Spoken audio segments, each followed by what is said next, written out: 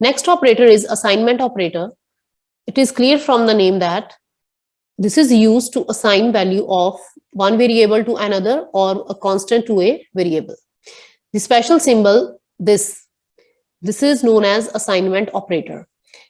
You don't need to confuse with equal to. This is called equal to, which is comparison operator, and this is called assignment operator. If I want to give value x as 10, then I'll write x is equal to 10. That means now x exhibit the value 10. When I'll print it, it will display 10. So this is just assignment. That means I'm giving the value or assigning the value to certain variable. This is called assignment operator. There are shorthand operators also available with assignment operators. Equal to, we need to call it as assignment, not equal to. Assignment x is equal to 10. This is simple statement. And this is shorthand operator for addition operation. If I write plus equal to and I write x plus equal to 10, that means x is equal to x plus 10. This is its expanded form. Suppose if x value is 10, then by adding 10 to it, x will become 20. Now it will become 20. X will become 20. Similarly, if I write x minus equal to 10, this will be equivalent to 10 minus 10. And the answer will be returned as 0. That means x initial value is 0. And now it will become 10. And if I perform this operation after this addition operation, then the value will be again 10. 20 minus 10, 10. If I perform after this operation. And if I perform after this operation, then x will become 0. I hope this is clear to you. Similarly, all arithmetic operations can be used as shorthand operators.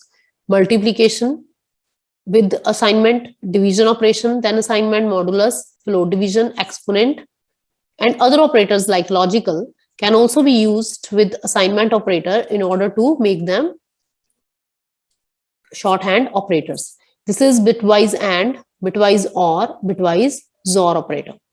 X ampersand is equal to 10 is equivalent to x ampersand 10, and the value will be assigned to x. Similarly, for other operations.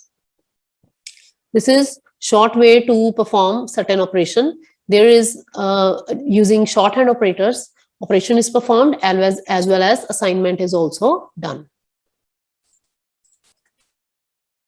Next is bitwise right shift and left shift. They can also be used with assignment operator. This is right shift. We'll study bitwise operators in detail in the subsequent part of the lecture. X left shift, right shift is equal to 10, and this is left shift. Okay. I'll make you understand how they are performed. This is programming illustration for shorthand operators. Suppose I have values of x as 10 and y 20 and z 10, then z is equal to x plus y. It will perform simple addition. And then z plus equal to x will perform z is equal to z plus x. Similarly, this will perform z multiply x. This will perform z divide x. And last one will perform z modulus x. So I'm giving example of one of them. The first one, x plus y, that means z has become 30. Now, if I perform this operation, the answer will be z plus 30 plus x. So the answer will be 40. Let's see the output of the first one.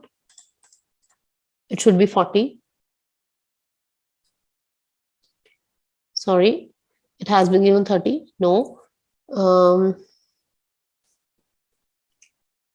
This is the answer of actually this print statement, value of z, which is 30. And the next statement is printed out to be 40, which I have just computed.